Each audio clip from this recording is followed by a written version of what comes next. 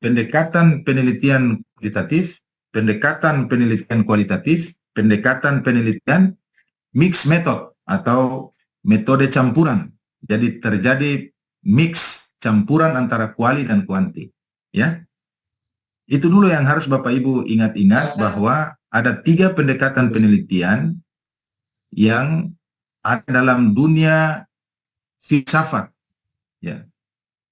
Ada dalam pandangan dunia filsafat, philosophical worldview, ya. Nanti ada di slide berikut saya akan jelaskan. Nah, dalam penelitian itu Bapak Ibu, saya belum masuk ke pertanyaan ini ya, saya introduction dulu, pengantar dulu. Dalam penelitian itu selalu ada yang namanya baik penelitian kuantitatif, penelitian kualitatif maupun mixed method pasti berhubungan, ya, pasti berhubungan dengan pengumpulan data, analisis data, dan interpretasi data, data interpretation, ya. Nah, yang berikut ini yang tadi saya sampaikan, ada 3 pendekatan penelitian, ya, yaitu kuanti, kuali, kuantitatif, dan mixed method, atau kuanti, kuali, dan mixed method. Nah, tapi ini nih, tolong kita clearkan dulu ini, supaya teman-teman bisa lebih yakin dan lebih semangat, ya. Yakin dan lebih, karena semangat itu muncul karena keyakinan. Keyakinan ini berhubungan dengan asosiasi kita atau persepsi kita terhadap ilmu pengetahuan. Nah, kalau itu tidak clear Bapak Ibu, maka apapun yang kita lakukan berhubungan dengan penulisan tesis atau karya tulis ilmiah dalam bentuk apapun, itu kita akan mengalami depresi, ya. Karena kami dosen saja mengalami itu. Dosen yang sudah doktor, yang sudah profesor pun mengalami hal itu kalau tahapan itu dilanggar. Jadi ini berlaku bukan hanya untuk mahasiswa, berlaku untuk seluruh peneliti di level strata 1, masyarakat umum, baik yang sekolah tidak sekolah, strata 2 maupun doktor, termasuk yang sudah tua-tua, yang sudah profesor. Jadi bukan karena dia profesor kemudian dia langgar, nggak bisa. Makanya tadi di awal saya sampaikan bahwa pengetahuan itu dia berjalan lurus, dia tidak bengkok. Pengetahuan yang baik, ya, yang positif, bukan yang negatif. Jadi dia tidak ada urusan dengan latar belakang kita. Kita ikuti prosedurnya, kita akan dapatkan manfaat. Kita langgar prosedur pengetahuan, maka kita tidak akan bisa mendapatkan manfaat yang berguna buat diri kita dan buat orang lain. Maka di sini saya akan terangkan supaya kita clear dulu mengenai ini, karena di negara kita ini, di beberapa buku yang saya baca, selalu terkesan menuhankan satu jenis pendekatan. Nah, gitu. Misalnya kalau dia sering meneliti kuali, seolah-olah kualitatif itu yang paling benar. Kalau kayaknya sering meneliti kuanti, karena S1 saya kuantitatif, manajemen operasional, saya teliti tentang operasional perusahaan.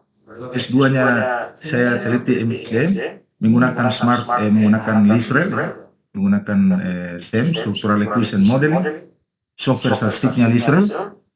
S3 juga sama, SEM, saya pakai LISREL juga, dan saya menganut paham kuantitatif, post-positivis, ya, atau post-positivism.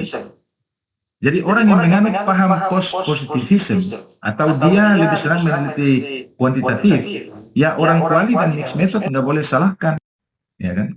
Nah, kekurangan di negara kita ini ada beberapa penulis buku. Saya tidak rekomendasikan Bapak baca buku yang kayak gitu. Nanti teman-teman akan tambah stres, akan malas menulis, ya. Jadi nanti saya kirim buku Creswell saja, ya, yang soft copy. Karya ini ada yang lewat ini sebentar, ini, ya. Jadi ini harus clear dulu, yaitu berhubungan dengan pendekatan penelitian. Jadi menurut Creswell bahwa pendekatan kualitatif dan kuantitatif tidak boleh dipandang sebagai kategori yang berbeda atau saling bertentangan atau dikotomi, ya. Nah, ini Creswell ini pakar penelitian, dia menulis buku tentang metode research business, ya. Jadi di sana dijelaskan ada 3 pendekatan dalam perspektif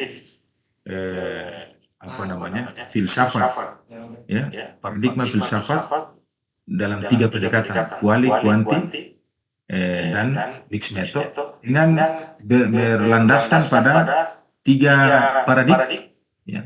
Jadi worldview, definisi lain dari worldview menurut Creswell paradigma, yaitu post-positivis, konstruktivis,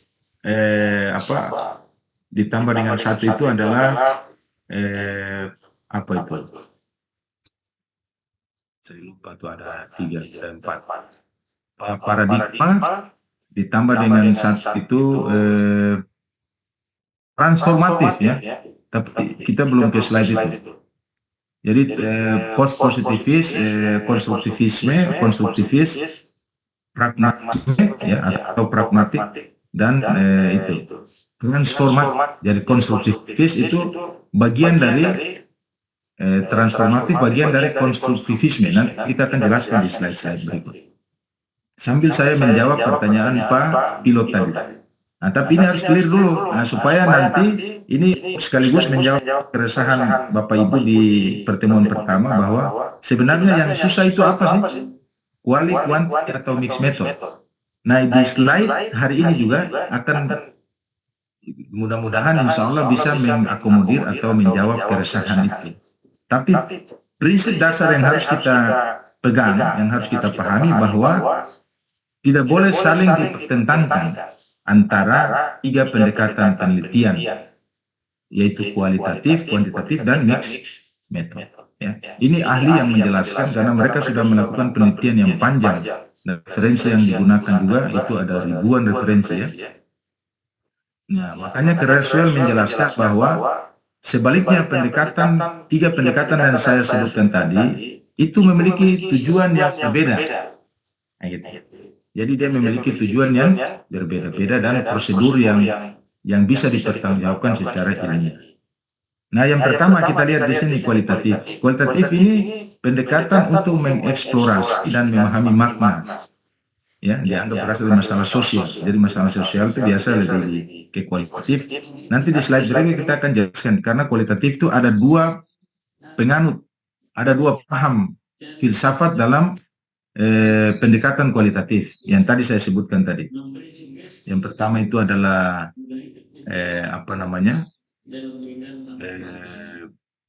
konstruktivisme, ya, yang tadi saya sudah sampaikan.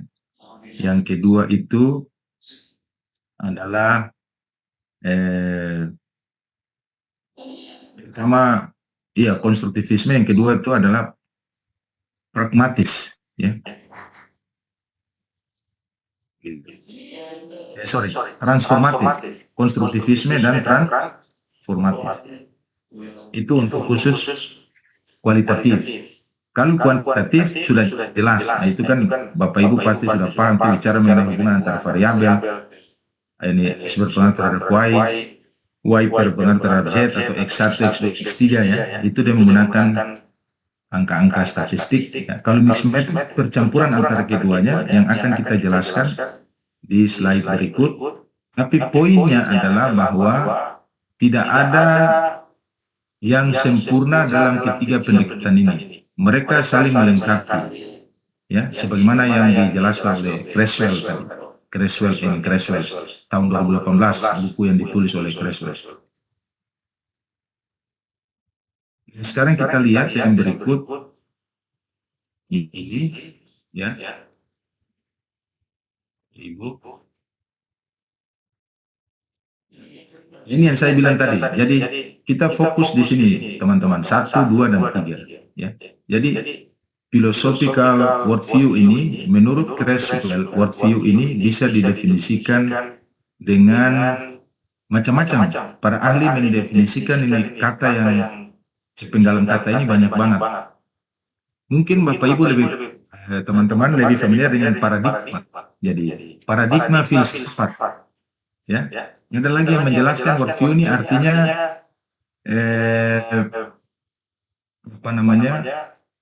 pandangan dunia, ya, pandangan dunia filsafat. Jadi philosophical worldview ini adalah pandangan dunia filsafat, atau bisa diartikan dengan paradigma filsafat. Ada juga yang mengartikan dengan epistemologi, ontologi, dan juga yang kita kenal sekarang atau ini adalah metodologi penelitian. Nah, makanya ada metodologi penelitian di seluruh perguruan tinggi karena dia berhubungan dengan filsafat, ya. Jadi ini soal istilah. Istilah ini harus dipahami dulu, ya, supaya tidak bingung pada saat melakukan pada saat belajar maupun menulis karya tulis atau tesis, ya. Jadi philosophical worldview ini adalah kita sepakat saja karena banyak sekali istilah, yaitu paradigma filsafat. Nah, kalau bicara filsafat pasti bicara epistemologi, bicara ontologi, bicara aksiologi, ya. Di dalam itu juga kita akan bicara tentang metodologi penelitian. Nah, ini yang tadi yang saya sampaikan, karena dia mengandung unsur filsafat, karena ini adalah paradigma filsafat, maka kita harus juga memahami tentang paham-paham dari paradigma filsafat yang sudah saya sebutkan tadi, ya, yaitu post-positivis, konstruktivis, transformatif, dan pragmatik. Post-positivis ini berhubungan dengan penelitian kuantitatif. Konstruktivis dan transformatif ini salah satu paham, ya, atau aliran gitu, tapi bukan aliran sesatnya. Salah satu aliran penelitian atau penganut yang paham tentang yang suka, paham atau yang lebih suka meneliti tentang kualitatif. Ya, jadi kualitatif itu ada dua paham, konstruktivis dan transformatif. Ya, gitu. Sedangkan mixed method yang minggu lalu kita sudah sempat diskusi bahwa katanya susah itu adalah itu dia menganut paham pragmatis, ya. Nah, nanti penjelasannya akan di slide berikut kita lanjutkan. Ya, contoh-contoh misalnya kalau desain penelitiannya, misalnya kalau kualitatif, misalnya kita memilih desain penelitiannya atau strategi. Nah, nama lain dari desain itu strategi, kita meneliti, kita pakai kuanti, ada yang biasa pakai eksperimen, ya, contoh kuantitatif eksperimen atau survei. Bisa juga survei, kualitatif itu etnografi, mixed method itu bisa pakai explanatory sequential. Nah, ini pernah kami lakukan juga penelitian ini, explanatory sequential. Ini strategi atau desain penelitian yang kita akan gunakan. Tapi poin di slide ini saya mau ingin tekankan bahwa kita harus memahami tiga aliran ini, ya, tiga paradigma penelitian ini. Post positivis itu lebih penganut atau orang-orang yang menggunakan paham ini, post positif, itu dia lebih menyukai melakukan penelitian kuantitatif. Nah, itu dulu, ya. Tapi kalau misalnya riset Bapak Ibu bilang, kalau saya nih lebih suka kualitatif. Oh, silakan, berarti harus mempelajari orang-orang atau harus memahami tentang paham atau kelompok yang menganut paham konstruktivis dan transformatif. Ya, gitu. Nah, supaya tahu, oh ini kalau penelitian saya ini memang lebih cocok ke post positivis. Oh, penelitian saya ini lebih cocok ke konstruktivis. Itu dulu, ya. Sambil kita menuju pada penjelasan atau pertanyaan dari Pak Pilot tadi, ya. Jadi ini ada tiga, minimal itu ada 4 paham. Tapi sebenarnya hakikatnya 3 karena konstruktivis dan transformatif ini dia dalam satu domain, ya, yaitu orang yang suka atau pernah melakukan penelitian kualitatif, ya. Riset metodenya sama atau metode penelitiannya tetap sama dalam seluruh jenis pendekatan penelitian atau seluruh paham pandangan dunia tentang filsafat atau paradigma filsafat. Sama, yaitu harus ada pertanyaan, harus ada data collection, pengumpulan data, harus ada analisis, harus ada interpretasi dan validasi, ya. Atau dalam penelitian itu ada rekomendasi, ya. Nah, itu dulu. Nah, sekarang kita lanjut ke tabel. Nah, ini nih. Nah, ini tujuannya supaya kita tahu, ya. Ini paradigma. Ini menurut Creswell, paradigma atau epistemologi dan ontologis atau riset metodologis atau metodologis penelitian, ya. Jadi ada 4 paradigma terkait dengan penelitian.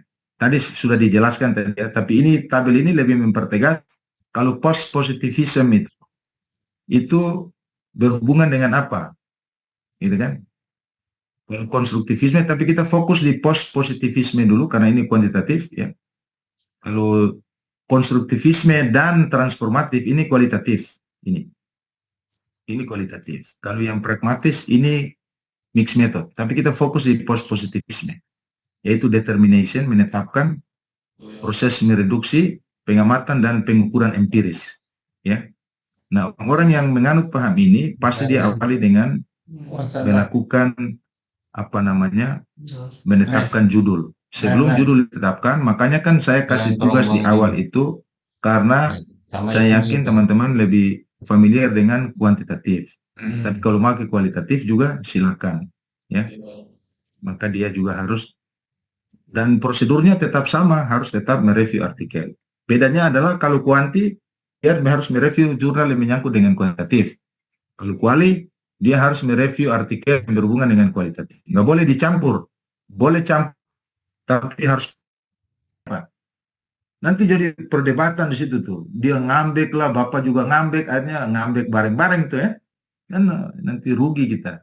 Jadi itu yang kemudian sekaligus menjawab pertanyaan Pak Pilot bahwa ya kenapa nggak satu-satu aja? Ya dulu saya ngajarnya begitu Pak.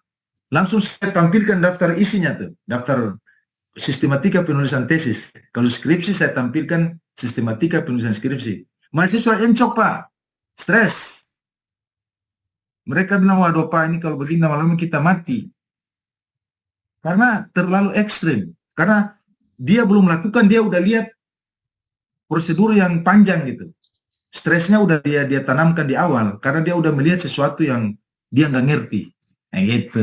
Nah, maka strateginya adalah harus pelan-pelan ya. Apa orang Jawa bilang alon-alon ya, dikit-dikit gitu. Nah, tapi pasti. Nah, gitu. Ini sama dengan orang baru belajar mobil, kita suruh masuk tol Pak. Ya bahaya Pak. Bisa-bisa dia tabrak semua yang ada di dalam ya. Dia gugup. Nah, gitu. Nah, jadi ini sekaligus saya mohon maaf, bukan saya nggak mau, tapi ini beresiko dalam jangka panjang. Nah, maka misalnya tadi di slide yang sebelumnya saya bilang bahwa tidak boleh saling menyalahkan antara 3 pendekatan atau 4 atau 3 pemahaman paradigma penelitian.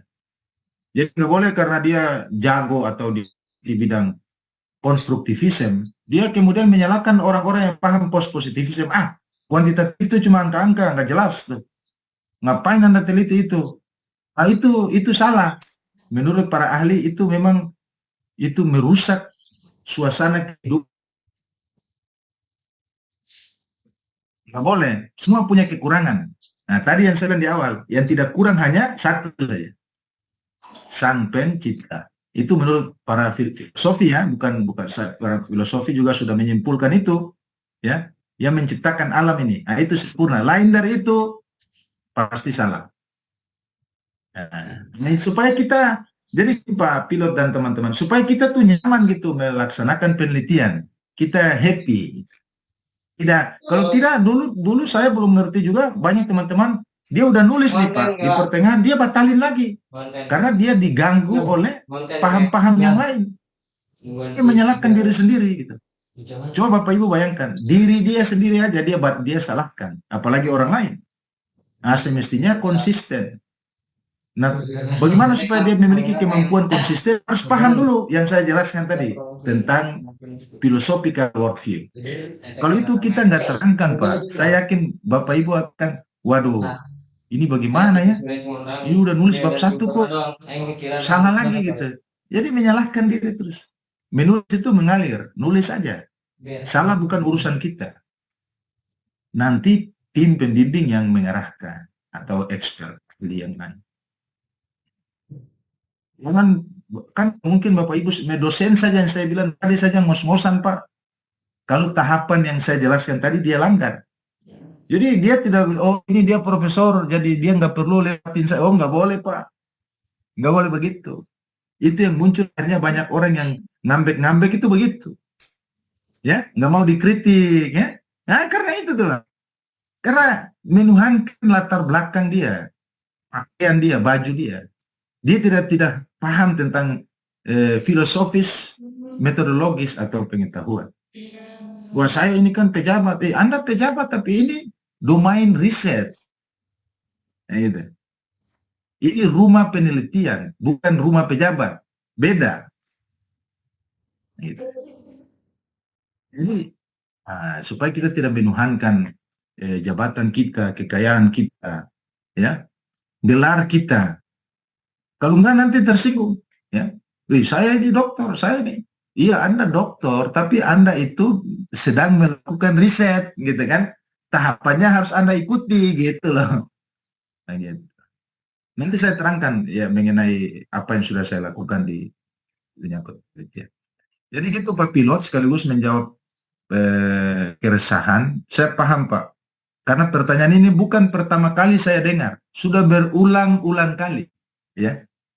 Dan saya sudah coba tadi di saran yang Bapak sampaikan tadi di pertanyaan ketiga Pak Pilot, sudah saya lakukan juga, tapi tidak berhasil Pak. Justru mahasiswanya yang berantakan Pak. Udah nggak mau nulis. Jadi akhirnya dia plagiat semua tuh. Di Google dia masukin dia, yang penting saya lulus. Ya akhirnya saya bilang kalau saya ngajarnya gini-gini terus, ya yang rugi bukan saya sih, tapi yang rugi kayaknya mahasiswa deh gitu kan. Karena mahasiswanya nggak tuntas dan akhirnya saya nggak puas juga karena mahasiswa jadi nggak paham. Tapi kalau Anda bisa mereview artikel saja yang saya sampaikan tadi, instruksi awal di pertemuan pertama saya, itu sudah kebanggaan buat saya. Karena Bapak Ibu sudah bisa menyimpan atau mengumpulkan, walaupun analisisnya masih keliru, itu bukan tujuan pertama saya. Bukan tujuan pertama tugas itu, bukan. Core tugas itu Bapak Ibu bisa mengumpulkan dulu. Kumpulin dulu data. Nah, baru kemudian misalnya dari 5 itu Pak Pilot bilang, oh saya kayak suka yang artikel pertama deh Pak. Ya udah Bapak pakai. Kan untuk melangkahkan kaki menuju ke tim pembimbing, dia kan akan tanya tuh, atau fakultas atau prodi tanya, Anda punya judul ada 3 nggak? Biasa kan 3 diusulkan, nanti baru pembimbing milih. Nah kalau Bapak punya 5, kan udah cukup kalau cuma 3. Pak Pilot udah pernah lihat jurnal itu, Bapak udah pernah review jurnal itu, Bapak udah pernah pegang, pokoknya kita udah pernah pegang dia, pernah makan dia, pernah berbicara dengan dia, kan itu jauh lebih nikmat, lebih familiar. Tapi coba tidak punya bahan baku apa-apa, langsung orang datang kasih 3 judul Pak. Ini nih saya kasih kamu judul nih. Ya Bapak nanti yang tersiksa, terus judul ini saya mau apain? Judul dari mana dapatnya? Nah, tapi kalau dari 5 artikel tadi, maka orang akan tanyakan ke Bapak tuh, misalnya saya pembimbing, Bapak dapat judul ini dari mana? Nggak, ini saya dapat review 3 jurnal. Dan saya anggap jurnal yang satu ini, karena kuantitatif bisa mereplikasi. Karena kunci kuantitatif itu membuktikan teori, membuktikan kembali teori atau membantah kembali teori. Apakah hipotesis diterima atau ditolak, kan begitu dalam riset penelitian kuanti. Terima hipotesis atau kita menolak hipotesis. Gitu. Kalau kita terima hipotesis, dia relevansi dengan teori yang mana? Kan gitu kan? Kalau kita tolak, dia bertentangan dengan teori yang mana? Baru kita buat rekomendasi ke objek riset atau ke tempat yang kita teliti. Tapi langkah awal tadi yang Pak Pilot bilang itu. Jadi kalau 5, nanti ditanya Bapak bilang itu. Paling pembimbing bilang kalau begitu tolong tambahkan 1 variabel lagi menjadi mediasi. Ya udah Bapak tinggal tambahkan. Berarti kesepakatan antara kita dengan pembimbing selesai. Gara-gara apa? Gara-gara kita yang bawa bahan bakunya udah jelas. Bukan karena pembimbingnya hebat, bukan. Karena Bapaknya yang hebat. Gitu. Jangan salahkan pembimbing. Kan yang kuliah kan teman-teman, bukan pembimbing kan. Karena Bapak Ibu yang kuliah, maka Bapak Ibu yang harus hebat. Gitu kan. Jadi begitu Pak Pilot ya. Nah, jadi awal itu dulu, judul dulu. Karena kalau itu sudah ada, judulnya sudah ada, nanti di pertemuan kedua kita akan evaluasi Bapak Pilot mau teliti di mana, kan gitu kan? Oh, saya mau teliti di sini, ya udah. Kalau penelitian kuanti enaknya di situ. Objek di mana aja nggak masalah.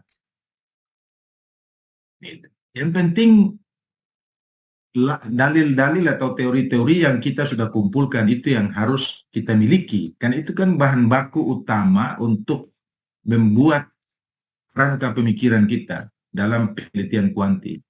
Ya, sebagaimana yang dipaham oleh penganut paradigma post-positivis tadi. Begitu. Kita lanjut dulu ya, Pak. Nah, jadi saya pikir sudah terjawab Pak Pilot ya, yang saya terang tadi. Nah, atau ada sanggahan dari Pak Pilot, silakan Pak. Sebelum saya lanjutkan, saya keluar dulu, takutnya udah terlalu banyak nanti pusing ya. Saya keluar, oke. Ya, silakan Pak Pilot. Tanggapan balik atau sanggahan dari Bapak. Ya, ya Bapak. Pencerahan buat saya Bapak yang tadi yang menurut saya bahwa kita mencari sebuah permasalahan, anggap saja permasalahan di tempat kita, di kantor kita, dalam 1 minggu ini saya masih mengotak belum ketemu Bapak. Tapi kemudian nggak bisa Pak. Ya. Ya. Tapi kemudian bisa. tugas dari Bapak yang saya harus mereview dari 2 review saja kami sudah punya gambaran dan insya Allah judul Bapak. Itulah maksudnya apa yang Bapak sampaikan betul, bahwa mereview jurnal itu adalah langkah perlahan-lahan yang tadinya menurut saya adalah kita cari masalah dulu lah, masalahnya apa, ternyata lebih sulit itu dibandingkan. Oh, susah Pak. Nanti ya. Bisa-bisa Bapak nanti infus yang saya bilang tadi Pak. Ya, ternyata apa yang sampaikan Bapak Dokter tadi luar biasa, pencerahan buat saya Bapak. Langkah pertama review jurnal langsung ketemu judul di situ Bapak. Terima kasih Bapak. Ya, jadi begitu Pak, betul. Karena kalau kita langsung mengamati, saya selalu bilang begini teman-teman, mohon maaf sekali, selalu kasih ilustrasi begini. Kita punya uang banyak, kita punya alat penangkapan ikan ada, kita punya perahu, bahkan kapal yang megah. Tapi kita nggak punya ilmu menangkap ikan, kita nggak punya ilmu menangkap ikan, dan kita nekat masuk ke lautan bebas untuk mencari ikan. Ya kita nggak akan dapat ikan Pak. Karena ada syarat utama yang kita langgar, yaitu knowledge, pengetahuan dalam menangkap ikan. Nah, gitu. Jadi kita anggap bahwa saya punya uang, saya bisa, memangnya ikan bisa kita bayar, bisa kita negosiasi untuk gue orang kaya nih, lu harus naik dong perahu gue, gitu kan nggak mungkin. Nah, gitu. Nah, makanya saya bilang tadi, ilmu tidak memandang kita siapa, berapa aset kita, apa jabatan kita, nggak ada urusan pengetahuan itu datang. Dia ngurus kita, dia mau datang ke kita kalau kita mengikuti tahapan untuk mendapatkan pengetahuan. Gitu. Nah, makanya saya bilang, saya pernah melakukan kesalahan di beberapa tahun ke belakang tentang strategi ngajar saya. Sampai mahasiswa sakit Pak, infus Pak, di S1 tuh. Jadi pertama dia datang itu, badannya agak-agak full ya. Dia datang bulan kedua, itu udah kurus. Nah, jadi saya tanya ke dia, Anda siapa? Loh, kok nggak kenal saya? Dia sebutkan nama, saya bilang, Anda kok udah kurus banget itu. Karena saya baru keluar dari rumah sakit. Saya di rumah sakit 2 minggu, Pak. Karena, ya gara-gara itu, saraf apa itu. Jadi, saya bilang, waduh ini gawat kayak gini. Saya berdosa juga nih. Akhirnya saya rubah Pak. Jadi akhirnya saya bilang kalau begitu begini saja. Kalian review jurnal. Di setiap metodologi saya budaya ngajar itu selalu saya pakai. Anda review jurnal dulu lah. Jadi saya nggak langsung kasih tahu kesulitan riset. Orang akan antipati di awal gitu. Orang depresi di awal Pak. Anda review jurnal dulu lah. Ya. Review. Nah sudah. Nah, Anda suka yang mana? Gitu kan? Oh saya suka yang ini Pak. Oke, kalau begitu Anda review ulang. Jadi misalnya Pak Pilot udah milih satu yang Bapak suka, ya, Bapak review dulu. Jangan dulu pergi ke tempat riset, jangan Pak, nanti Bapak pusing. Ya, jangan dulu karena kita belum punya alat, kita belum punya stok pengetahuan untuk mengcapture, menangkap masalah di lapangan. Sama dengan kelautan tadi, kita belum punya pengetahuan itu, maka agak susah Pak. nanti kita akan liar. Kita akan mengalami pemikiran yang liar. Semua orang di kantor salah. Semua pimpinan di kantor pemerintah salah semua. Terus yang benar siapa? Kita bicara dalam konteks metodologis di sini. Maka tahapannya harus nggak bisa kita. Nah, jadi misalnya Bapak udah milih satu, yang satu itu kemudian Pak Pilot lanjut yang sama. Nanti saya simulasi di sesi ini, saya simulasi. Tapi waktu kita sampai jam berapa ya? Karena ini waktunya sudah banget ya. Jam 3, Pak. 3, Pak. Waduh, gawat. Sudah habis kalau begitu ya. Pak Diti mengena Bapak. Bukan saya yang, ini bukan Anda yang semangat, tapi saya yang semangat karena banyak dan banyak kan. Kalau Anda saja bisa menyemangati saya, semestinya Bapak Ibu juga bisa menyemangati diri sendiri kan gitu kan. Energi Bapak Ibu udah luar biasa. Saya semangat itu. Jadi intinya itu Pak. Ini karena ajan kita berhenti sejenak. Nanti saya simulasikan yang saya sampaikan tadi ke Pak Pilot untuk Bapak Ibu bisa mengevaluasi tugas masing-masing. Jadi tugas ini masih berlaku Bapak Ibu, masih bisa kirim, masih bisa kumpul. Jadi bukan ini udah nggak bisa kumpul, Anda enggak. Di mata kuliah metodologi nggak boleh begitu Pak. Bisa mahasiswa encok. Jadi berlanjut sampai insya Allah tugas itu sudah bisa diberesin. Izin Pak, kalau di PPT sampai jam 00 kan Pak ya?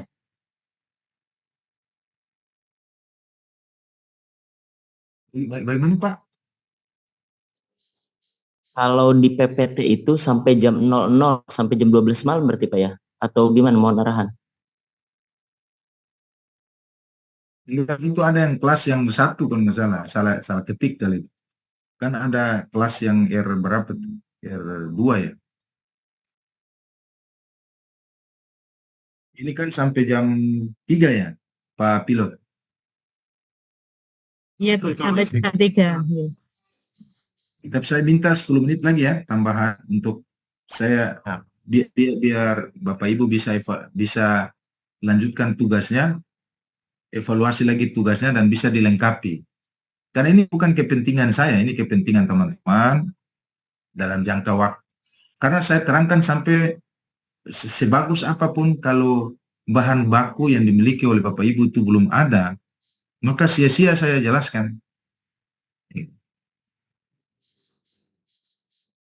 Ini entah udah mau ini ajan selesai, saya lanjut dulu di kelihatan Ya, Pak, ada.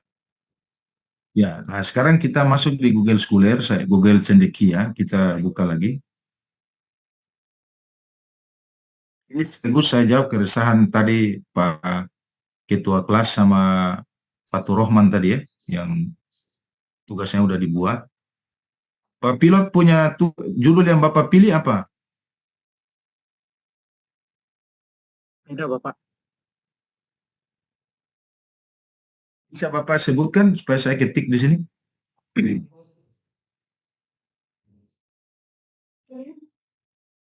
Bahasa Indonesia aja Pak, nggak apa-apa. Eh,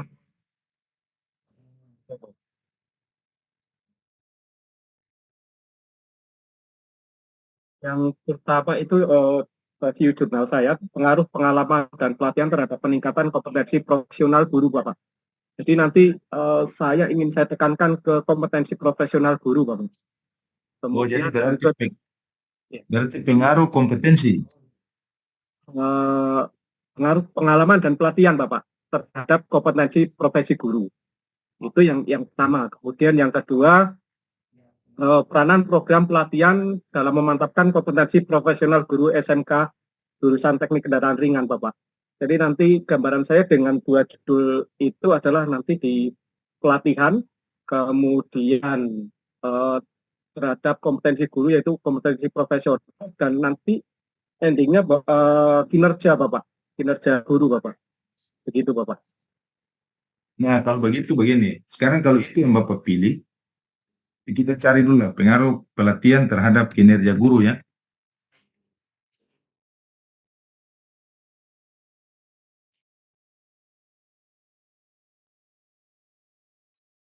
Ini kan banyak nih Pak. Oke. Kalau Bapak sudah punya ketetapan iman ya, keyakinan terhadap satu paham Bapak akan ke positivis, ya udah langsung aja Pak.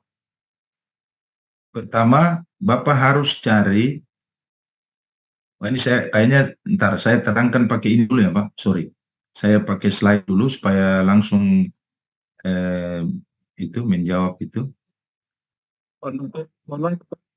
Itu dari 2 jurnal yang saya ambil itu sudah langsung saya ada ide. Padahal kemarin dengan saya membuat masa ya 1 minggu belum ketemu Bapak. Ya, makanya ini saya mau gambarkan dulu kerangka, saya mau proyeksikan kerangka pikir Bapak di sini supaya membantu Bapak dan teman-teman lain. Sekarang kan kalau Bapak pakai PLS ya, berarti kalau nggak salah tadi ada 4 variabel ya Pak. Betul, Pak. Nah, ya kalau 4, nah kalau Bapak udah melakukan sendiri kan enak nih, saya terangkan juga nyambung ke Bapak nih. Tapi kalau mahasiswa tidak pernah melakukan sama sekali, nah itu yang agak susah buat kami untuk kita jelaskan. Nah, sekarang saya akan pertama di sini Bapak ingin apa di sini? Di X1 di sini ya. Karena ini kuanti ya, kita jelaskan positivis dulu nih, yang kuanti dulu. Ini Bapak mau apa di sini, Pak? Pelatihan, Bapak. Pelatihan. Pelatihan, oke, Pak. Di sini berarti pelatihan. Ini kita kasih simbol X1 ya. Contoh ya. Ya. Terus X2-nya apa Bapak mau? Kalau yang tadi Bapak itu variabelnya X1 itu 1, dan ada yang tengah itu moderator Bapak. Variabel moderator. Terus yang terakhir endingnya kinerja. Oh, berarti 3 variabel saja? Ya. Tapi nanti ini kan saya mau kasih Bapak yang X1 nanti akan saya tambahkan lagi X2 atau X3. Ya, misalnya ini pengalaman ya, contoh. X2 ya. Betul, Pak. Contoh saja, di sini kompetensi guru ya. Kompetensi apa tadi? Jadi Y1, Y2 kan ada 2 variabel Y, kompetensi. Kompetensi profesional guru, Bapak. Ya, pokoknya kompetensi lah. Nanti Bapak jelaskan di dalam kompetensi yang dimaksud adalah kompetensi guru itu ya. Y1 ya. Atau nanti terserah pembimbing mau pakai Z, di sini Y, di sini Z, terserah. Tapi kalau saya biasanya Y1, Y2 supaya kita tidak pusing. Di sini kinerja guru ya. Kinerja guru, Bapak. Nah, ini udah jadilah kerangka pikir, Pak. Kalau Bapak udah review jurnal, enaknya di situ. Kita nggak punya keraguan untuk membuat frame gitu kan. Karena ada landasannya udah ada. Tinggal kita gambar saja, Pak. Kalau gambar-gambar begini gampang, Pak. Ini kayak anaknya kecil aja nih kita gambar. Tapi untuk melahirkan gambar ini, nah itu yang Pak Pilot bilang tadi, pusing tuh ya. Nah, sekarang begini, Pak. Kalau ini sudah bisa membantu kita, kalau udah terjadi kayak begini, kita tinggal cari misalnya 3 artikel.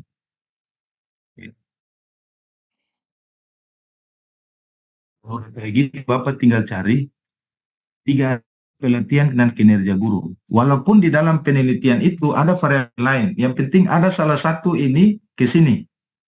Karena kan kita mau mereview secara parsial masing-masing. Ini 3, terus ini juga 3, ini 3 ya, 3. Kalau nggak bisa ya 2 dulu. Kalau nggak bisa lagi ya 1 gitu kan. Tapi nggak mungkin enggak. Kalau yang nggak bisa banget pengalaman kami itu biasanya belum peneliti. Misalnya Bapak cari pelatihan terhadap kompetensi 3 jurnal. Internasional 2, Indonesia 2, atau di luar 1 gitu.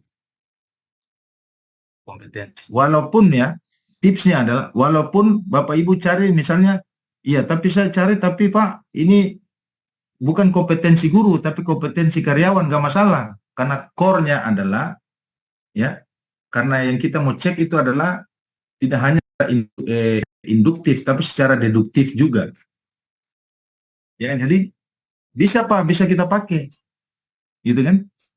Nah, jadi di sesi ini saya belum jelaskan cara membuat parafrase atau gap reset, belum. Itu kan masih jauh Pak. Jangan dulu langsung ke situ. Ini dulu penuhi. Jadi dari sini ke sini 3. Bapak cari lagi pelatihan ke kinerja guru, ada nggak? Cari lagi 3. Ini ke sini 3, ini ke sini 3, ini ke sini 3. Berarti udah berapa nih? 3 kali 1, 2, 3, 4, 5. 5. Berarti Bapak sudah akan memiliki 15 referensi. Daftar pustaka otomatis milik Pak Pilot sendiri. Tidak plagiat. Karena jurnalnya ada, reviewnya ada, dan deskripsi hasil penelitiannya ada sebagaimana tabel yang saya sudah sampaikan di awal. Kan begitu Pak? Nah, kalau begini kan enak ya, misalnya satu hari cari, misalnya besok cari 3, ya.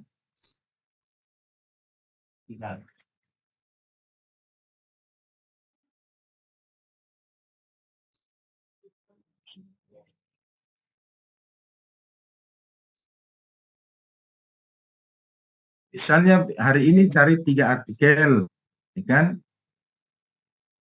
Besok lagi cari 3.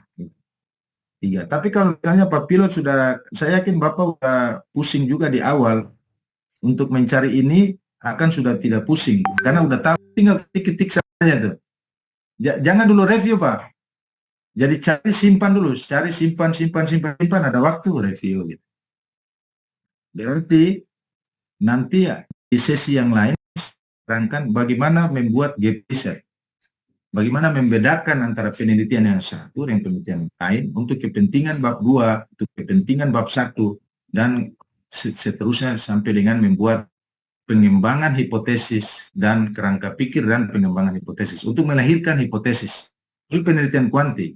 Karena kita harus tahu bagaimana cara melahirkan hipotesis. Kenapa hipotesis itu muncul? Apa definisinya? Gitu kan? Nah, tapi untuk sampai ke situ, maka kita sebagai peneliti harus memiliki landasan ini.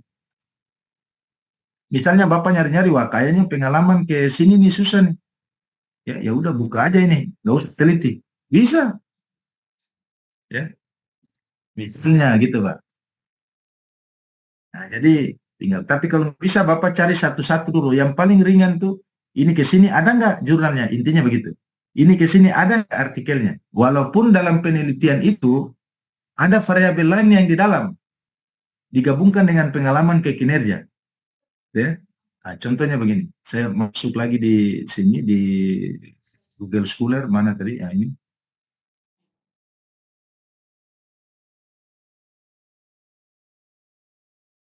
Nah ini, misalnya pelatihan dan motivasi. Ternyata dia nggak hanya teliti pelatihan ke kinerja, tapi ada motivasi kan? Nah, tapi kan kita nggak teliti motivasi. Berarti penelitian kita udah beda dengan yang ini. Gitu. Tapi itu nanti diterang di gap resetnya. Nah, misalnya kita klik di sini. Ini sekaligus saya mau jawab yang tadi daftar pustaka. Daftar pustaka kan klik ini aja nih, kutip. Ini udah muncul di sini. Kalau pakai Mendeley saya udah kasih PowerPoint-nya. Ini udah dipindahin kan ke Word. Jadilah daftar pustaka. Ya.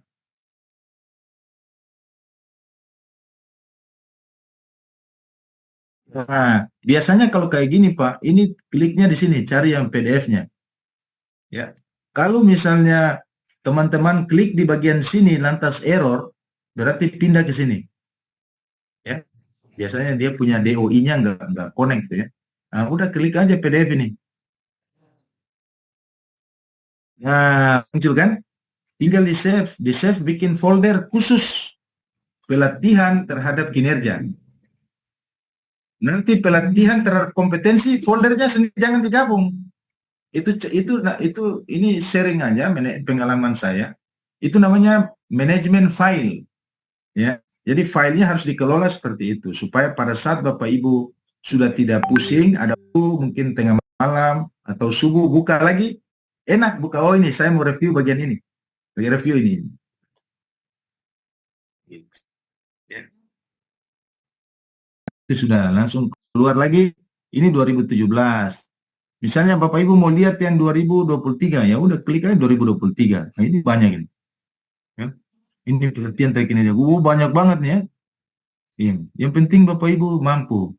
Tapi kan tadi yang saya bilang bukan soal kalau ininya banyak, tapi paham dan ada motivasi dulu. Makanya saya nggak langsung tadi yang Pak Pilot tanyakan tadi. Kalau udah paham, motivasinya udah kita miliki secara intrinsik, ya udah kita di mana aja bisa download, di HP bisa ya. Pada saat mungkin lagi makan siang. Gitu. Karena kalau kita mau tunggu waktu kita perfect banget nggak bisa. Sampai kiamat Pak. Ya akan beres-beres. Nah, maka tipsnya tadi itu, pahami dulu supaya di mana saja bisa kita kerja. Mungkin di saat makan siang, di saat lagi olahraga, lagi duduk santai, daripada main game yang nggak punya manfaat, mendingan alokasikan di situ. Gitu. Ya.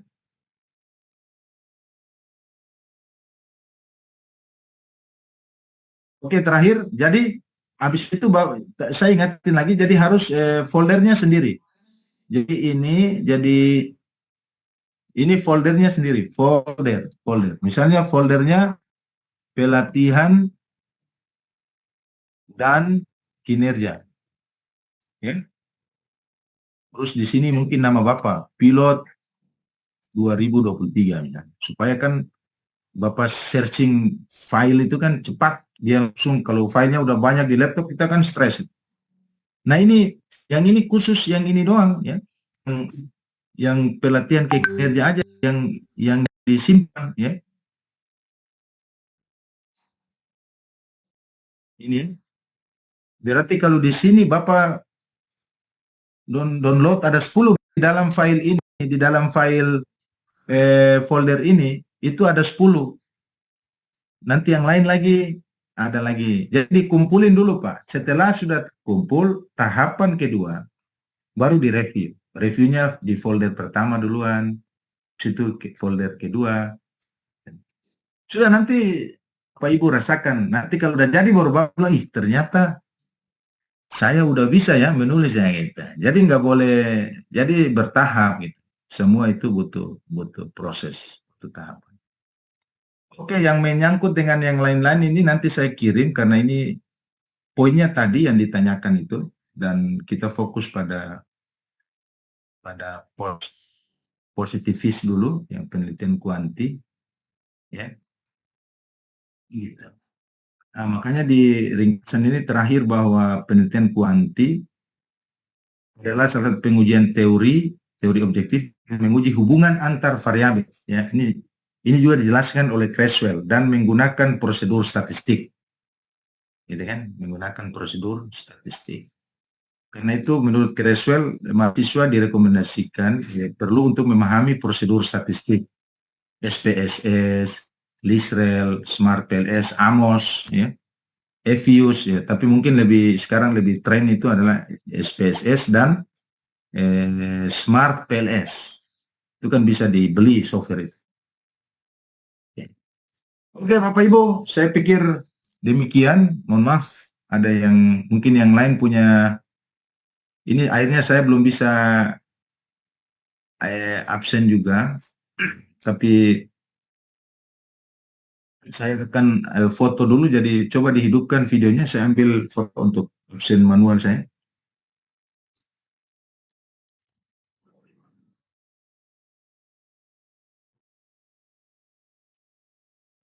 Mungkin ya, terima kasih, saya di halaman pertama, 1, 2.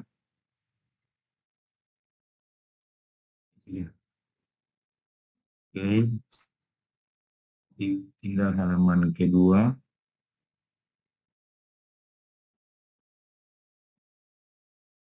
Halaman kedua ini, ya, 1, 2. Yang lain, hidupkan videonya.